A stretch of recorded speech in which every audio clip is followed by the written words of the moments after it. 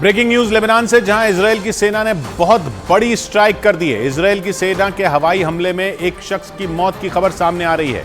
Israel की सेना ने लेबनान के एक इलाके में एयर स्ट्राइक को अंजाम दिया। मतलब यह कि हिजबुल्लाह के साथ बढ़ते तनाव के बीच अब इजरायल की सेना लेबनान पर लड़ाकू विमानों से हमले कर रही है।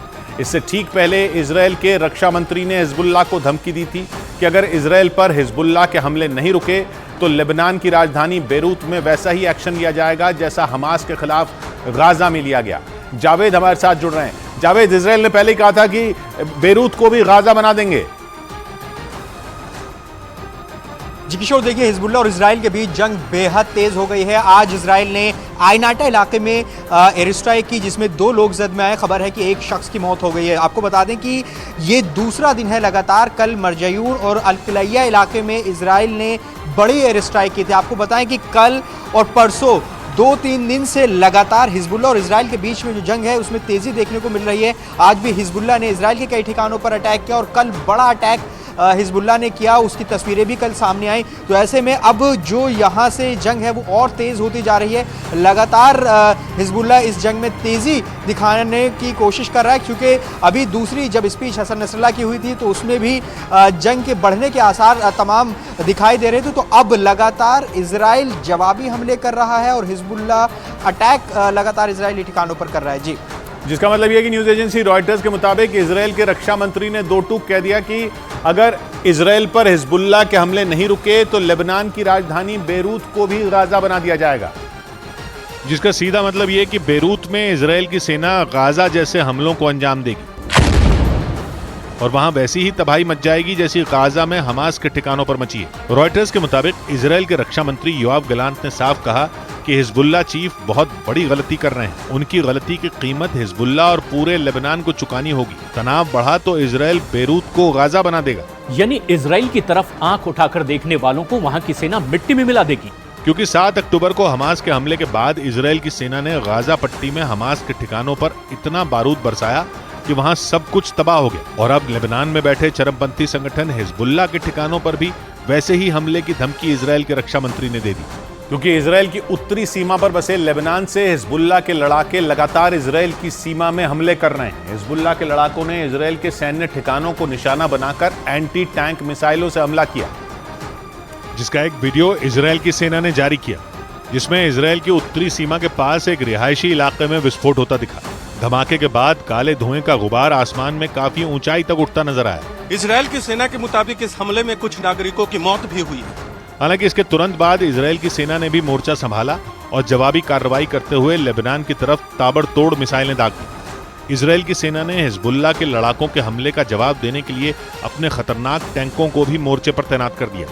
इजरायल की सेना के मुताबिक लेबनान की तरफ से मॉर्टर हमले और एंटी टैंक मिसाइलों के हमले के बाद लेबनान की सीमा से लगने वाले शहरों में लोगों को अलर्ट कर दिया गया। इसके साथ ही वहां कुछ सड़कों को भी बंद कर दिया गया और लेबनान से हमले करने वाले हिजबुल्लाह के ठिकानों पर लड़ाकू विमानों से बमों की बारिश कर दी। इजरायल की सेना ने दावा किया कि उसके इस हमले में हिजबुल्लाह के वो ठिकाने तबाह हो गए जहां उनके हथियारों का जखीरा मौजूद था, जिनका इस्तेमाल हिजबुल्लाह के लड़ाके इजरायल पर हमले करने के लिए करते थे। इजरायल की सेना ने इस हमले का एक वीडियो भी जारी किया, जिसमें इजरायली सेना के लड़ाकू विमान हिजबुल्लाह के ठिकानों पर चुन चुन कर बम गिराते दिखे। इजरायल की सेना ने दावा किया कि इस हमले में हिजबुल्लाह के हथियारों के गोदाम के साथ ही उसका एक बड़ा सैन्य अड्डा भी तबाह हो गया। इजरायल की मीडिया के मुताबिक बीते 1 महीने में उत्तरी सीमा पर इजरायल की सेना के एक्शन में 65 से ज्यादा हिजबुल्लाह के लड़ाके मारे जा चुके हैं।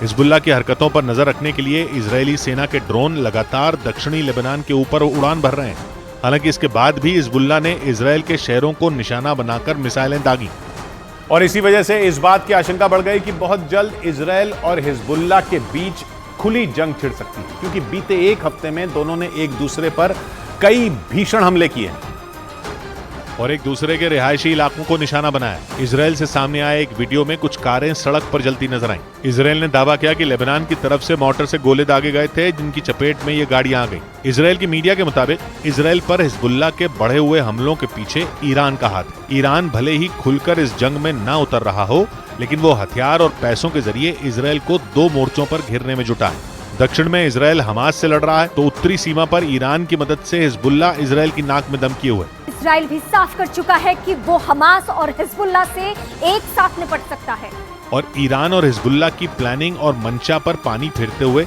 उसके ठिकानों को चुन चुनकर तबाह कर रहा है, क्योंकि इजराइल ये जानता है कि अगर हिजबुल्ला को रोका नहीं गया तो वो उसके लिए नासूर बन जाएगा। ऐसा इसलिए क्योंकि लेबनान में बैठे हिजबुल्ला के लड़ाकों को ईरान ही नहीं बल्कि रूस का भी साथ मिल रहा है।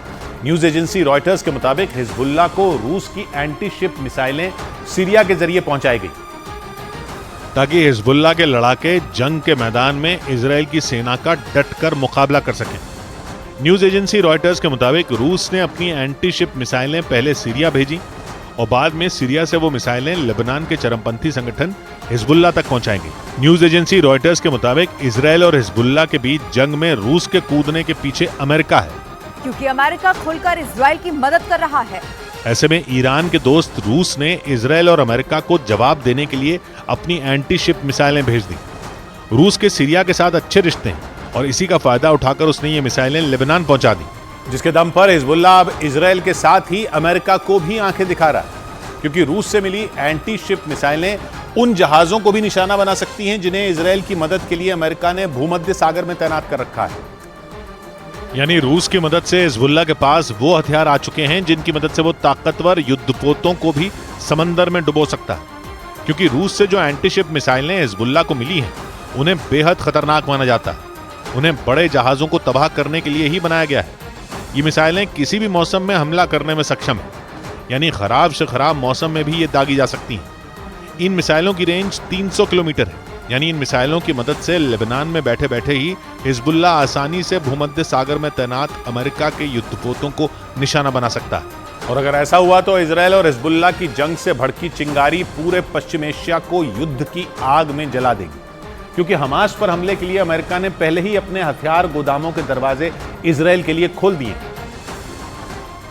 जिनकी मदद से इसराइल गाजा में हमास के ठिकानों को तबाह कर रहा है और उसके लड़ाकों को ठिकाने लगा रहा है। जानकारों का मानना है कि अगर भूमध्य सागर में हिजबुल्ला ने अमेरिकी युद्धपोतों को निशाना बनाने की कोशिश की तो अमेरिका सीधे सीधे इस जंग में कूद पड़ेगा और हिजबुल्ला समेत उसकी मदद करने वाले पश्चिम एशिया के देशों के खिलाफ युद्ध छेड़ देगा। अमेरिका यह हरगिज नहीं चाहता कि पश्चिम एशिया में इसराइल कमजोर पड़े और ईरान मजबूत हो, क्योंकि ईरान के मजबूत होते ही पश्चिम एशिया में उसके दोस्त रूस का वर्चस्व बढ़ेगा। यही वजह है कि पश्चिम एशिया में अमेरिका को घेरने और अपनी ताकत बढ़ाने के लिए उसने हिजबुल्ला को अपनी एंटी शिप मिसाइलें दे दी। यानी रूस की प्लानिंग इसराइल को कमजोर करके पश्चिम एशिया में अमेरिका के दबदबे को कम करने की है। हालांकि रूस और ईरान की प्लानिंग को फेल करने और इसराइल की मदद के लिए अमेरिका चट्टान की तरह खड़ा। अमेरिका गाजा में हमास और लेबनान में हिजबुल्ला के लड़ाकों के खात्मे में इसराइल की खुलकर मदद कर रहा है। हालांकि इसराइल की मदद की वजह से अमेरिका दुनिया भर के मुस्लिम देशों की आंखों में कांटे की तरह चुभ रहा है। Iran, Lebanon, Syria, Yemen, Qatar और जॉर्डन जैसे मुस्लिम देशों ने तो इसराइल को नक्शे से मिटाने और अमेरिका को धूल चटाने की कसम खा रखी है। यही वजह है कि 7 अक्टूबर को इसराइल पर हुए हमले के बाद कई मुस्लिम देशों ने न सिर्फ जश्न मनाया बल्कि हमास का पूरी तरह समर्थन किया। यहाँ तक कि गाजा पर इसराइल की सेना के एक्शन ने ईरान और सऊदी अरब जैसे दुश्मनों को भी साथ ला दिया। अमेरिका के करीबी सऊदी अरब ने गाजा पर इसराइल के एक्शन का खुलकर विरोध किया।